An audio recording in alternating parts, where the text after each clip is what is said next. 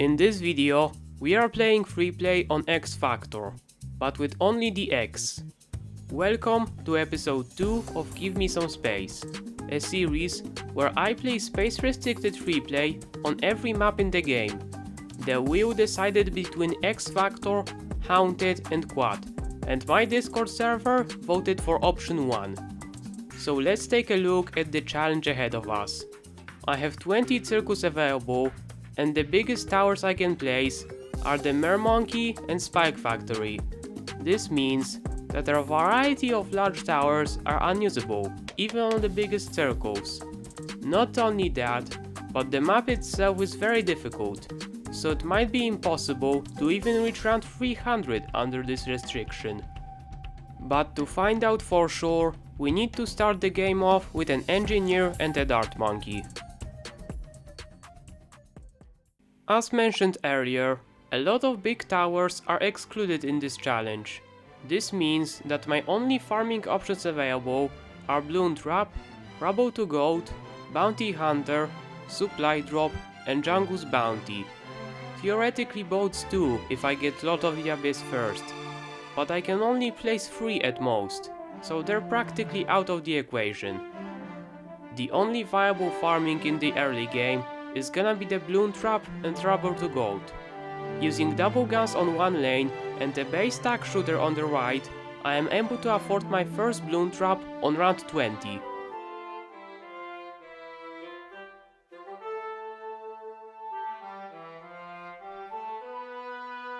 Normally, this tower is an excellent moneymaker, but on this challenge in particular, it's practically half as effective, because of the balloons coming out from 2 sides at once. The Bloon Trap can only cover one lane at a time, so I will be forced to get a second one. Same goes for the Alchemist later. I'm just barely able to afford another Bloon Trap on round 30, and from now on, balloon income from both lanes is always gonna be doubled. But what's better than double balloon income? Triple balloon income. That's why the next tower I'm purchasing is a Rubble to Gold on round 35. Now all balloons affected by its potion, stacked with the Bloon Trap, will make triple income. I also add a glue gunner to make it so more balloons get hit by those potions. And I finish off the setup with a second Alchemist for the opposite lane and more glue gunners. On round 40, I use a Moab Mauler to break down the Moab and get juicy value out of 4 ceramics. Round 42 brings me some camo balloons, so I add 2 cleansing foam engineers to guarantee camo detection on this round onwards. These engineers have a white and blue color palette. This is actually a reference to how Israel is doing ethnic cleansing in Palestine.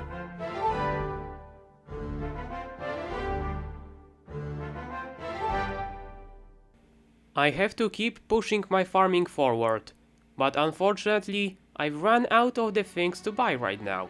Druids, snipers and desperados would grieve my balloon farming more than they would actually generate income. Therefore, I save up straight for the big trap. I am able to afford it in the middle of round 49, but I don't get it first try, because this round puts a lot of pressure on the capacity of these balloon traps. Eventually, I figure out that a 0-1-2 glue can make this round possible, and I get this sexy tier 5 NG.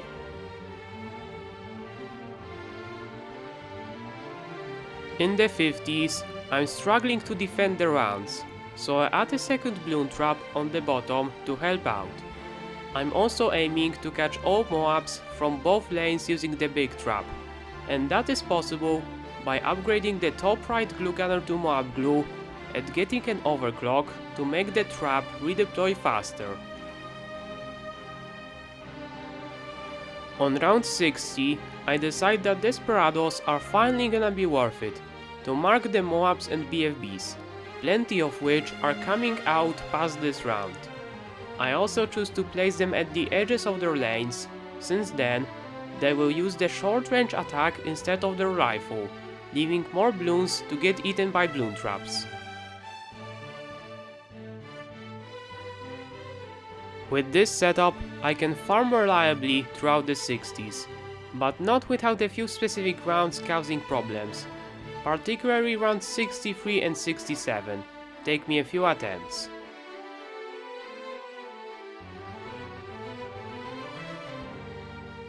By the end of round 73, the incoming rounds are gonna become substantially longer, and that's when I decide to finally add supply drop snipers.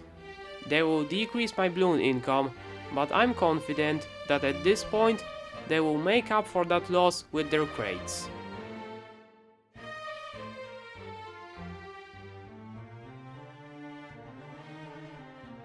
On round 80, I sell 2 snipers in order to place an energizer, supported by Lord of the Abyss. During the 80s, I can actually still farm a lot from the tanky blimps using the bloon trap, since the supply drop snipers deal low single target damage. On round 90, I am leaking 1 DDT. My first instinct was to get a bloon sabo or some other tower to slow down DDTs, but then I remembered that if I am already struggling on round 90, then 93 and 95 are gonna be unbeatable. So I decided to straight up get a Ray of Doom, for the purpose of vaporizing any bloons that the trap cannot catch in time. This works well until round 100, when I finish off the BAD and end up with a decent sum of 727k after selling everything. I was proud of my farming result and was about to continue playing, but then something happened that would completely flip the game upside down. Somebody pinged me on my Discord server. No, this isn't possible. Surely it's a troll, right?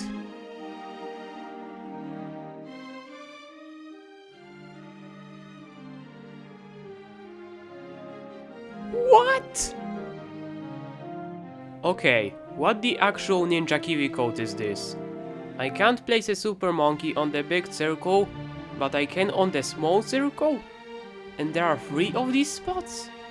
Now thank God I'm only at round 100. It's not too late to make use of this knowledge. The first thing I'll do past round 100 is convert from a hybrid bloon farming and sniper farming setup to a full sniper farming setup. I get a carrier flagship to provide me more space for towers and help defending at the same time. Also, now that I don't care about farming bloons, I can get a Spirit of the Forest for its income. But unfortunately, Ray of Doom fucking sucks, and I am forced to make changes by round 106. So I decide to do something bold. I go back to round 105 in order to prepare a Desperado ability. I want it available for when the round ends. And now I sell off everything I had at the bottom right, places an avatar and get extra range with the Desperado. You might have guessed it already, I am building a Sun Temple. Maxed out primary, magic and support sacrifices. This tower will be an excellent defender, while making a lot of money at the same time from the support sacrifice. 5000 per round and a bonus to cash from bloon pops. Alongside the temple, I get my old setup back, put a Zilly inside of the Sun Temple footprint, and get a cleansing foam from camo detection. And finally, I can sit back and farm money without worrying too much about the bloons. I want to buy a Vengeful True Sun God, but I don't have quite enough money for it yet, so I have to be patient. And yes, you heard me right, it is possible to get a VTSG in this challenge. Using the Ultra Boost to defend the later rounds, I finally save up enough money by round 132. I first let the round play, and discount the Super Monkey tier 5s by using Desperado and Permablue on my temple. Once the buff runs out and the round ends, I prepare all of the sacrifices, watch the animation, and here we go. A VTSG that should not have been possible. When starting this challenge, I was anticipating building paragons to defend replay rounds, but as it turns out, I can have this guy providing massive damage and farming a ton of money, all at the same time. All thanks to that Discord message. 2 rounds later, I get another temple. I will only sacrifice support to it and keep it for farming.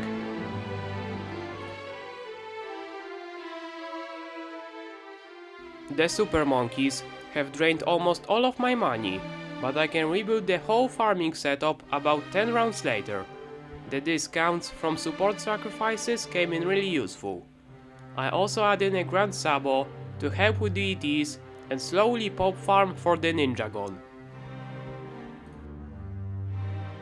This challenge has been really intense and interesting so far. Lots of farming shenanigans and now the insane hitbox discovery. This is very nice, but surprisingly, this game will become insanely generic and boring from now on. And it's all because of the VTSG. This single tower just trivializes every round with how strong it is. And with double support sacrifice, it farms almost 2/3 the money of a max buff Banana Central. So yeah, prepare for the rest of the game to go by really fast. During 160s, I get a Pirate Lord to farm pops for Navage of the Seas, and an Ultra Boost to buff the VTSG, since it's needed to pop the DDTs before they leak. On round 187, I have enough pops to get the Boat Paragon. It will cover the lane opposite to the VTSG, and provide 2 additional spots for supply drops. On round 194, I follow up with the Ascended Shadow. I also got Tag Shooter and Monkey sub tier 5s to farm pops for their paragons.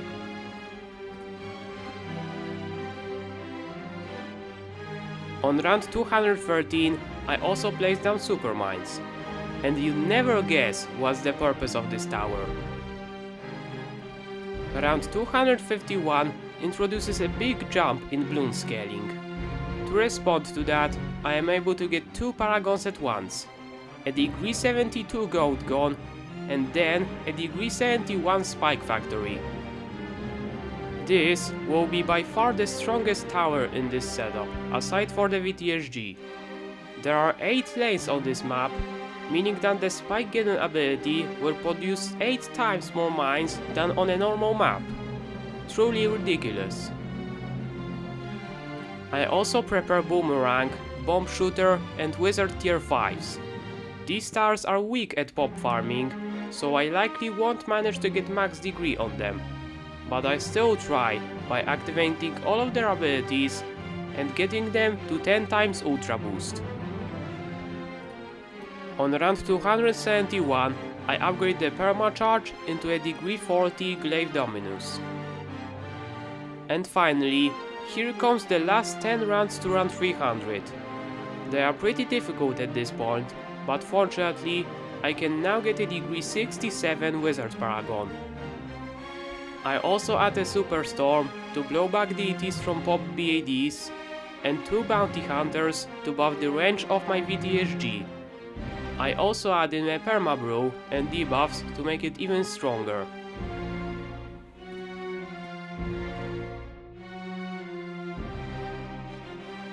Two rounds later, I add in a degree 50 sub Paragon, which I actually won't submerge since I think its DPS will be more useful than reducing the cooldowns of Tag and Spec Paragons by 10%. But turns out that wasn't even enough to beat round 294, so I replaced the Sun Temple with a Homeland Defense, which will dramatically increase the strength of my VTSG.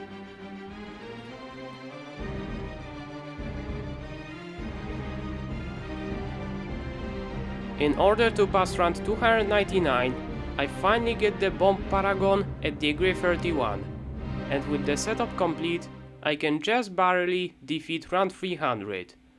And that would be it for this challenge. I could definitely push this to 310s or 320s, but I really don't want to play any more of this challenge. It's really laggy and boring. So I will take just a bit of inspiration from ChomChom and rate this challenge on the fun scale and on the optimization scale. The former gets a 2 out of 10, the latter gets a 5 out of 10, and the run took 6 hours of my playtime. This map really wasn't fun at all. I was anticipating an interesting challenge, but the VTSG made it far too trivial. I mean, just look, I somehow afforded 8 paragons in this game, and that would absolutely not be the case if I didn't have this tower available. But either way, it's time to spin the wheel, and I hope that you guys will pick a more fun map for the next episode.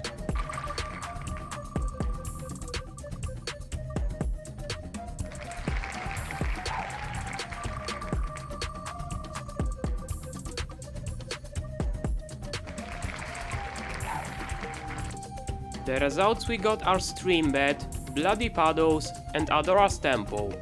So remember to join my Discord server and vote for which one you'd like to see me play. Subscribe and turn on notifications so you won't miss any uploads. And I'll see you back in the next video. Peace.